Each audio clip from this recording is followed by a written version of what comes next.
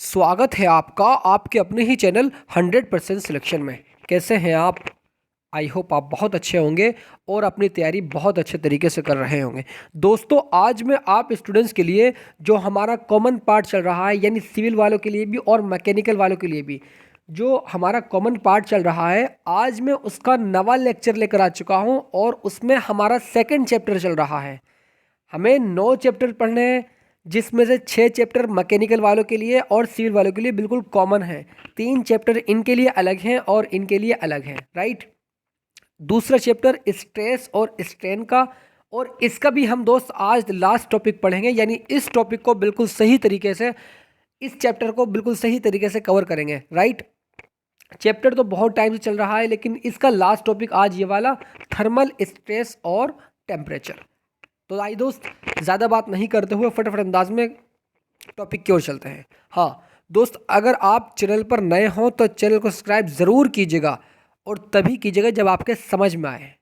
मैं नहीं कहता हूँ कि आपके समझ नहीं आया है तो लाइक भी मत कीजिएगा, अगर समझ आए तो सब्सक्राइब भी कीजिएगा, राइट। दोस्तों, एक बात आपको और बतानी है, एग्ज़ाम के आने से पहले पहले पूरे कोर्स को बिल्कुल सही तरीके से कवर करेंगे, ठीक है। बहुत फास्ट तरीके से क्लास चल रही है, डेली क्लास आपको प्रोवाइड कराई जा रही है ना। बस इस चैनल पर आप बने रहिएगा। अगर आप टेलीग्राम चैनल से ज्वाइन नहीं हुए हैं तो वहाँ से ज़रूर हो जाइएगा, क्योंकि दोस्त वहाँ पर मैं जो पीडीएफ बना रखा है मैंने, इस पीडीएफ को वहाँ पर प्रोवाइड कराता हूँ, जिससे कि आप अपने नोट्स अच्छे तरीके से बना सकें और एग्ज़ाम टाइम में आप अच्छे तरीके से रिवीजन कर सकें, है ना। तो आइए दोस्त, ज़्यादा बात नहीं करते हुए फटाफट अंदाज में हम क्वेश्चंस की ओर चलते हैं, टॉपिक की ओर चलते हैं। पहले तो मैं आपको ये बताता हूँ कि हम इसमें कितने टॉपिक पढ़ेंगे स्ट्रेस और स्ट्रेन में, जो कि पढ़ चुके हैं। एक स्ट्रेस पढ़ा है, type of stress, strain, type of strain, Hooke's law, stress strain curve पढ़ा है, इलास्टिक कांस्टेंट यानी ईजी के म्यू में इसमें क्या संबंध होते हैं वो हमने पढ़े हैं, ठीक है। उसके बाद में elongation, elongation in composite bar, elongation due to self weight, elongation, इसमें 2 पार्ट आते हैं। 10th वाले में 2 टॉपिक आते हैं, एक तो इन प्रिज्मेटिक बार है और इन कॉनिकल बार है, राइट। उसके बाद में 11th यानी इलोंगेशन इन टेपर्ड बार। उसके बाद में आज 12वां टॉपिक हम कवर करेंगे, जो कि लास्ट टॉपिक है इस चैप्टर का, थर्मल स्ट्रेस और टेम्परेचर, जिसको हम हिंदी में कहते हैं तापमान के लिए थर्मल तनाव, राइट। तो आइए दोस्त, हम टॉपिक की ओर चलते हैं। देखिए, यहाँ पर सबसे पहला टॉपिक आपकी स्क्रीन पर गया। अब सबसे पहला यानी इस थर्मल थर्मल स्ट्रेस और टेम्परेचर स्ट्रेस, तापीय प्रतिबल इसको हम कहते हैं। अगर दोस्त मैं आपको बात करूं, पहले मैं इसकी डेफिनेशन को बाद में पढ़ूंगा, पहले मैं इसको एक्सप्लेन से आपको समझाता हूं। जैसे दोस्त यहाँ पर मैं आपको थोड़ा सा नीचे करके इधर से, ठीक ठीक अब ठीक है। हाँ, इसको मैं यहाँ जूम करता हूँ। दोस्त, जैसे ये कोई बॉडी है, राइट। अब इस बॉडी पर हमने क्या किया, हमने इसको फिक्स नहीं किया, इस बॉडी को हमने फिक्स नहीं किया, और फिक्स ना किया उसके बाद हमने नीचे से इसको टेम्परेचर प्रोवाइड कराया। जैसे हमने इसको डेल्टा टी यानी टेम्परेचर दिया, तो क्या हुआ कि हमने ये देखा कि इसकी बॉडी में इलोंगेशन हो रहा है, यानी ये बॉडी की जो शेप है वो चेंज हो रही है। पहले ऐसी थी, और जब इसको टेम्परेचर दिया तो ये इसकी लंबाई में परिवर्तन हो गया, है ना। तो यानी हमें डेल्टा टी का मान, डेल्टा टी प्रोवाइड कराने, यानी इसको हम टेम्परेचर दे रहे हैं तो इसकी लंबाई में परिवर्तन हो रहा है, यानी इलोंगेशन हो रहा है, ठीक है, इस तरीके से। तो लंबाई में परिवर्तन हो रहा है। अब हम क्या कहेंगे दोस्त, जब अभी हमने इससे पहले क्या पढ़ा था कि जब हमारी बॉडी फिक्स होती थी, ठीक है, जब हमारी बॉडी फिक्स होती थी और हम यहाँ से हम बल लगाते थे या इसको खींचते थे, तो क्या होता था कि इसमें एक तनाव प्रतिबल उत्पन्न होता था। प्रतिबल जिसको हम सिग्मा कहते हैं, उसमें एक सिग्मा उत्पन्न होता था। लेकिन दोस्त, यहाँ ये फिक्स नहीं है, ये वाली बॉडी फिक्स नहीं है, टेम्परेचर दे रहे हैं तो यहाँ पर स्ट्रेस ज़ीरो हो जाएगा, क्योंकि इसमें कोई भी हम बल नहीं लगा रहे हैं। केवल हम क्या कर रहे हैं, केवल हम यहाँ पर टेम्परेचर दे रहे हैं इसको नीचे से, ठीक है। इसकी जो शेप है वो उसमें परिवर्तन हो रहा है, तो इसमें स्ट्रेस यानी सिग्मा का मान 0 हो जाएगा, राइट। जैसे एक एग्जांपल दोस्त हम और लेते हैं। यहाँ पर क्या है, यहाँ पर ये एक बॉडी है, ये एक साइड से फिक्स है, और फिक्स होने के बाद जैसे हमने नीचे से टेम्परेचर दिया और टेम्परेचर देने के बाद ही इसकी जो शेप है वो थोड़ी सी कम हो गई, इसकी जो मोटाई है वो कम हो गई, लंबाई बढ़ गई, तो इसमें भी सिग्मा का मान 0 होगा, क्योंकि दोस्त इसमें कोई भी प्रतिबल कार्य नहीं कर रहा है। फॉर एग्जाम्पल जैसे मैं अगर इधर साइड को बल लगाता हूँ तो क्या होता है कि इस पदार्थ के अंदर से, इस बॉडी के अंदर से एक प्रतिबल यानी एक तनाव प्रतिबल उत्पन्न होता है, जिसको हम कहते हैं, जिसको क्या कहते हैं हम, तनाव प्रतिबल नहीं, यहाँ से एक अंदर से एक क्रिया उत्पन्न होती है जिसको हम कहते हैं प्रतिबल। तो वो उत्पन्न होता है जब जब हम उस पर फोर्स लगाते हैं। यहाँ पर कोई फोर्स हम नहीं लगा रहे हैं, केवल टेम्परेचर प्रोवाइड करा रहे हैं, और उसके बाद में इसकी जो लंबाई में जो परिवर्तन हो रहा है उसमें क्या कहेंगे कि उसमें सिग्मा का मान 0 हो जाएगा, है ना। यहाँ तक बात समझ आई या नहीं? अगर दोस्त हम दोनों तरफ से इसको फिक्स कर दें, नेक्स्ट बॉडी में मैंने आपको ये बताया है डायग्राम में प्रदर्शित करके कि अगर हम इस बॉडी को दोनों तरफ से फिक्स कर दें, है ना, दोनों तरफ से फिक्स कर दें और नीचे से हम टेम्परेचर प्रोवाइड कराएं, और उसके बाद में क्या होगा, उसके बाद में दोस्त देखिए ये जो है, ये जो बॉडी है ये क्या चाहेगी, ये चाहेगी कि मैं थोड़ी सी बढ़ जाऊं, यानी इसकी शेप इस तरह से होना चाहेगी, ये होना चाहिए, मतलब इस पर थोड़ा सा ये बल लगाएगी।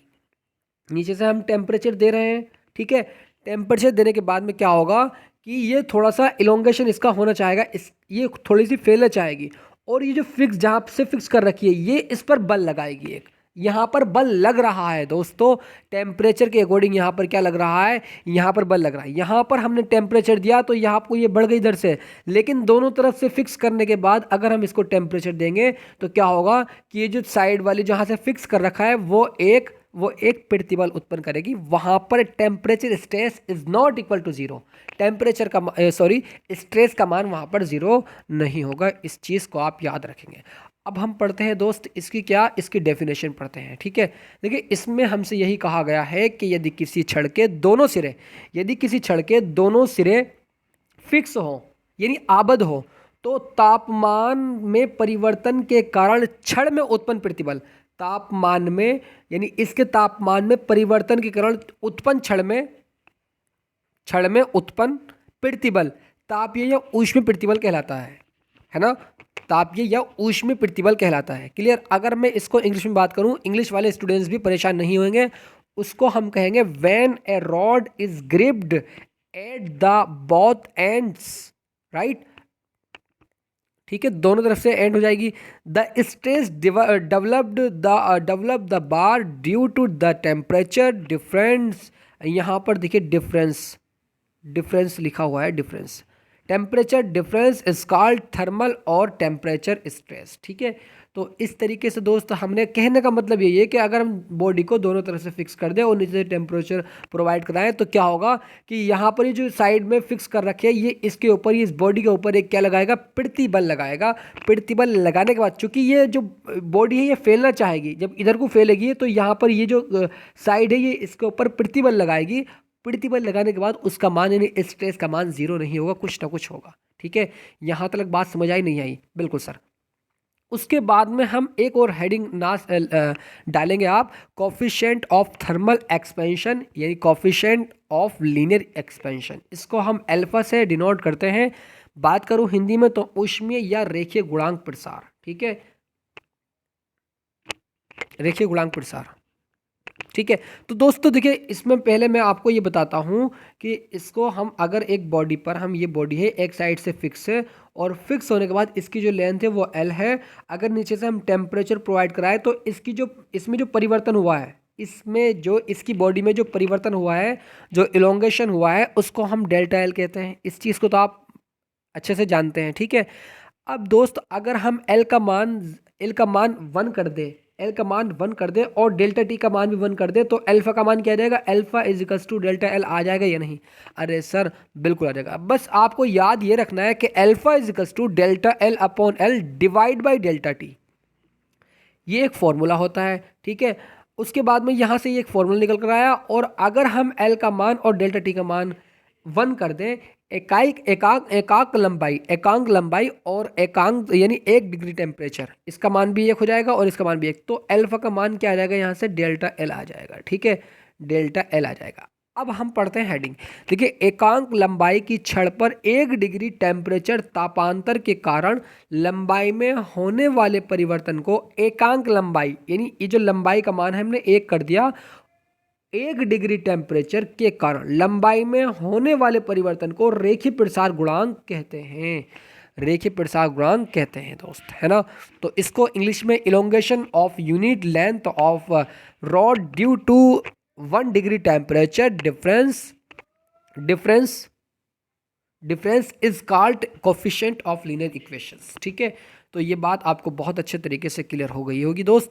उसके बाद हम इलोंगेशन का मान निकालेंगे, delta L is equals to L into delta T. कैसे निकला, आइए इसको मैं यहाँ पर दिखाता हूँ आपको। हमें यहाँ से डेल्टा एल का मान निकालना है, तो एल की मल्टीप्लिकेशन इसमें हो जाएगी alpha into L into delta T. ठीक है, अल्फा क्या है, रेखीय प्रसार गुणांक है, इस चीज़ को आप याद रखेंगे। ठीक है, तो अब हम दोस्त यहाँ से क्या निकालते हैं, यहाँ से हम ऊष्मीय विकृति निकालते हैं। हम जानते हैं विकृति क्या होती है, ई इजिकल्स टू लंबाई में परिवर्तन अपॉन वास्तविक लंबाई होती है नहीं, अरे सर बिल्कुल होती है।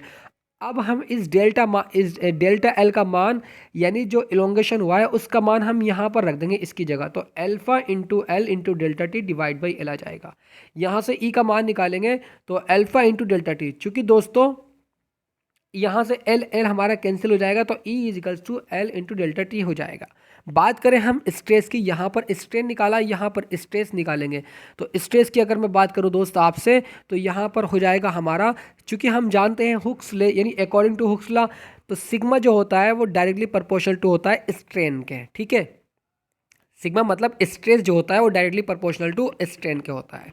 अब चूँकि हम टेम्परेचर निकाल रहे हैं, तो डेल्टा टी और इस ई की जगह क्या रखेंगे भाई, यहाँ से हम क्या रखते हैं, ये निशान हटाते हैं तो ई लगाते हैं, इंटू ई आ जाएगा। अब दोस्तों यहाँ से इस ई की जगह हम क्या रखेंगे, अल्फा इंटू डेल्टा टी रखेंगे, तो सिग्मा टी यानी स्ट्रेस टेम्परेचर का मान यहाँ से निकल जाएगा, E into alpha into delta T आ जाएगा, है ना। तो ये बात भी आपको बहुत अच्छे तरीके से क्लियर हो गई होगी। एक बार दोस्त मैं इसको और एक्सप्लेन कर देता हूँ ताकि आपके और अच्छे से समझ आ जाए। क्या किया हमने, देखिए ये बॉडी है, इस पर हमने नीचे से टेम्परेचर दिया, तो इसकी लंबाई में क्या हो रहा है, परिवर्तन हो रहा है, सिग्मा का मान 0 है। यहाँ पर फिक्स किया, एक साइड से नीचे से टेम्परेचर दिया, इसकी लंबाई में परिवर्तन हो रहा है, सिग्मा का मान यहाँ पर भी 0 है। यहाँ पर दोनों तरफ से, यहाँ पर इसको दोनों तरफ से हमने फिक्स किया और टेम्परेचर प्रोवाइड कराया नीचे से, तो टेम्परेचर स्ट्रेस का मान यहाँ पर 0 नहीं होगा, क्योंकि ये साइड जो है ये इस फैलने का, यानी इस बॉडी के फैलने का विरोध कर रही है ये साइड। ठीक है, तो वहाँ से प्रतिबल उत्पन्न होता है, तो sigma temperature stress is not equal to 0। ठीक है, तो इसको हम कहेंगे हिंदी में, यदि किसी छड़ के दोनों सिरे फिक्स हों या आबद्ध हो, तो तापमान में परिवर्तन के कारण छड़ में उत्पन्न प्रतिबल तापीय या ऊष्मीय प्रतिबल कहलाता है। ठीक है, ये बात आपको समझ आ गई होगी। उसके बाद में हमने नेक्स्ट बढ़ाया आपको कोफिशिएंट ऑफ थर्मल एक्सपेंशन या कोफिशिएंट ऑफ लीनियर एक्सपेंशन। इसको हम अल्फा से व्यक्त करते हैं, हिंदी में हम ऊष्मीय या रैखिक गुणांक प्रसार कहते हैं। क्या कहेंगे कि एकांक लंबाई की छड़ पर 1 डिग्री टेम्परेचर